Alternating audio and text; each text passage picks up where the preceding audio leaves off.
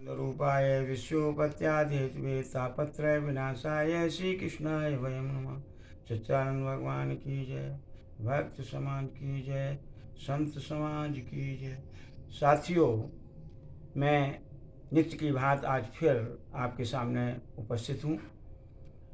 मैं कल जो योगा का हमने एक वीडियो बनाया था, तो वीडियो के संबंध में पहले तो ये कहना चाहता हूँ कि ना हमें लाइक से कोई मतलब है और ना ही सब्सक्राइब से, लेकिन हाँ एक निवेदन आप लोगों से ज़रूर करूँगा कि मेरा नारद जी और भक्ति के संवाद में जो हुआ था कि तदा ना हम हरेर दासो, मैं तब तक हरि का दास नहीं हूँ जब तक हम भक्ति का प्रचार प्रसार नहीं करते। तो कहने का तात्पर्य वही मेरा है कि आध्यात्मिक चर्चा मेरा एक विषय है और आध्यात्मिक चर्चा करने के लिए शरीर की स्वस्थता भी बहुत आवश्यक है।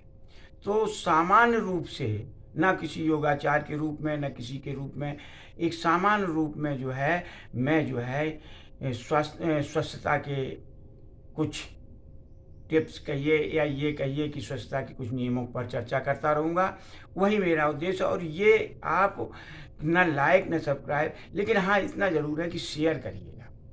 शेयर ज़रूर, आपसे निवेदन है कि शेयर ज़रूर कर दें, जिसे आप ये समझ रहे हैं अपने साथियों में कि जो है ये आध्यात्मिक चर्चा के योग्य है या आध्यात्मिक चर्चा में रुचि रखता है, तो उसको शेयर अवश्य कर दें। मैं ये चाहता हूँ कि जितना आध्यात्मिक चर्चा कानों में पड़े उतना ही अच्छा है। ये मेरा लक्ष्य है, मेरा लक्ष्य और कुछ नहीं है, केवल ये लक्ष्य है कि आध्यात्मिक चर्चा जो है जितने कानों में पड़े उतनी ही अच्छी है। मैं यथाशक्ति, यथासंभव, यथा ज्ञान के हिसाब से कोशिश कर रहा हूँ कि आप तक आध्यात्मिक चर्चा पहुँचाऊँ। उसी से संबंधित शारीरिक, कल मैंने वीडियो में कहा कि जो डॉक्टर के पास नहीं जा सकते, जा सकते हैं लिखा शब्द कहा था, नहीं जा सकते हैं। योग भी शारीरिक के कारण या शरीर के किसी व्यवधान के कारण नहीं कर सकते हैं, उनके लिए मैं कुछ चर्चाएं कर रहा था। और मैंने कहा प्राणायाम बहुत जरूरी। इसमें ये बात बता दें, अनुलोम विलोम प्राणायाम से ये भिन्न है। ये मेरी धार्मिक शास्त्रों के अनुसार बताया हुआ ये प्राणायाम है। इसमें कुंभक होता है और अनुलोम विलोम में कुंभक नहीं होता है। तो हमारे ऋषियों ने, हमारे पूर्वजों ने, मैं अपने पितरों की बात करता हूँ कि उनके द्वारा बताया गया कि ये जो है प्राणायाम अति प्रमुख है और इससे निश्चित रूप से मनीषियों की बात है। आपके यहाँ चिरंजीवी हुए हैं, सब कुछ हुए हैं, मतलब विद्वान हुए हैं, महर्षि हुए हैं, प्राणायाम सबने महत्वपूर्ण बताया है। प्राणायाम जो है सिद्धि को प्रदान, रिद्धि सिद्धियों को प्रदान करने वाला है, आयु को बढ़ाने वाला है। आयु बढ़ेगी और आप निरोगी भी रहेंगे प्राणायाम से। तो कहने का मतलब जो हमने प्राणायाम कल बताया वो मात्र स्वास्थ्य को अच्छा रखने के लिए है, और वो अनुलोम विलोम प्राणायाम से उसे न जोड़ें, वो अलग भिन्न प्राणायाम। इसी तरह मैं और भी बताऊंगा। निर्मल काया, तुलसीदास जी ने भी अपनी रामायण में, रामचरितमानस में लिखा है कि जो है पहला सुख, प्रथम सुख हर तरह से जो कुछ देखना है वो निर्मल काया। निर्मल काया माने स्वस्थ शरीर, स्वस्थ काया शरीर।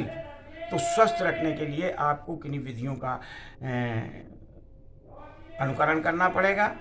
जैसे मैंने बताया था, प्रातःकाल वेला में उठना, उठ करके शौचादिक क्रियाओं से निवृत्त होना, इसके बाद घूमना। हमने इस स्वास्थ्य के लिए खुद महसूस किया है कि घूमना बहुत आवश्यक है। खुले वातावरण में आप घूमिएगा, जितनी आपकी सामर्थ्य है, 1 किलोमीटर 2 किलोमीटर, लेकिन जो कार्य करें वो नित्य नैमित्तिक रूप से करें, मतलब नित्य ही करें, उसमें कोई व्यवधान नहीं आना चाहिए। इमरजेंसी बात अलग है, कभी कोई ऐसा कार्य आ जाता है तो उसको छोड़िए, लेकिन नित्य नैमित्तिक कार्य में उसे जोड़ लीजिए कि ये मुझे करना ही है। जैसे एक आज बता रहा हूँ कि कभी भी 9 बजे से पहले आप किसी तरह का ठोस पदार्थ, भोजन, पेय पदार्थ न लें, जल को छोड़ करके, पानी को छोड़ करके। पानी भी गुनगुना, यदि हमने एक दिन बताया था कि उसमें आप नमक, शहद और नींबू मिला सकते हैं। तो कहने का तात्पर्य उस गुनगुने पानी को लीजिए और 9 बजे तक कोई आहार ना करिए। तो आप देखेंगे कि आप जो लोग कहते हैं कि पेट मेरा बड़ा हो गया, पेट घट नहीं रहा है, उनका पेट भी कम हो जाएगा। और सबसे प्रमुख कारण है शरीर में गैस का होना, गैस का बनना। इसलिए जो है उसको यदि आप शमन करना चाहते हैं कि हमारे शरीर में गैस ना बने, तो आप निश्चित रूप से जो है 9 बजे तक भोजन ना करिए। और नियमित आहार कल मैं बताऊंगा, टाइम हो रहा है, कल मैं बताऊंगा नियमित आहार में क्या क्या करेंगे। और एक आसन भी बताऊंगा जिससे जो है आप नित्य करते रहिए, तो गैस की प्रॉब्लम से, गैस की समस्या से, गैस वाले रोग से आप मुक्ति धीरे धीरे पालेंगे। मैंने कल लगाया था कि डॉक्टरों का, मैंने उनका जाने नहीं, वो तो देखिए हर पद्धति में कुछ ना कुछ गुण हैं, एलोपैथिक में और आयुर्वेद में और होम्योपैथिक में। अन सब पद्धतियों में कुछ न कुछ। एलोपैथिक तुरंत लाभ देती है, लेकिन ये कहो कि आयुर्वेद नहीं अच्छी है, आयुर्वेद भी अच्छी है। मेरे बाबा जो राज्य वैद्य थे, उनसे एक डॉक्टर साहब की बात हुई जो दिव्यापुर स्वास्थ्य केंद्र में थे। तो हमने कहा कि डॉक्टर साहब आप बाबा से दवा लेने क्यों आए? तो उन्होंने कहा बेटा एलोपैथिक दवा कभी भी किसी भी रोग को जड़ से ख़त्म नहीं करती है, और एक जो है रोग जो है वो शमन करती है, दबाती है, और दूसरा रोग उससे उत्पन्न भी हो जाता है। तो कहने का तात्पर्य है एलोपैथिक रिलीफ जो है तुरंत रिलीफ देती है, लेकिन जड़ से किसी रोग को खत्म करने के लिए आयुर्वेद है, और आयुर्वेद उत्तम कोटि का है, इसमें कोई दो राय नहीं। लेकिन दोनों का महत्व है, एलोपैथिक का भी महत्व है और आयुर्वेद का।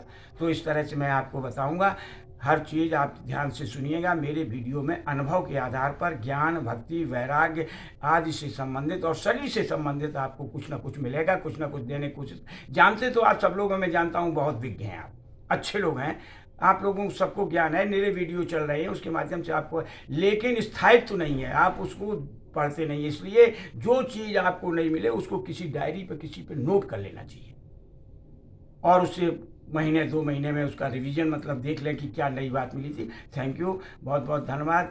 वीडियो बड़ा हो जाता है, हमें उस डालने में दिक्कत होती है, इसलिए इतना ही, और आगे मैं फिर आपसे बात करूंगा।